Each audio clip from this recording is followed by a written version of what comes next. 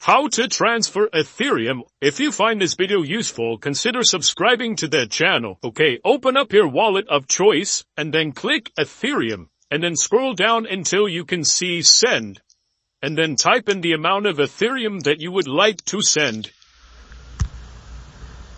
You have two options to type in something in the search bar like so, or you can click to the right and there's the QR code, which will be able to bring up the recipient. In this case, I'm going to send it to one of my addresses on the PC or desktop. Now confirm that the information is correct. You will see the cryptocurrency Ethereum sending to another wallet or the address, the network, a network fee, and then the total cost of this transaction. And if you are satisfied with this, then click confirm.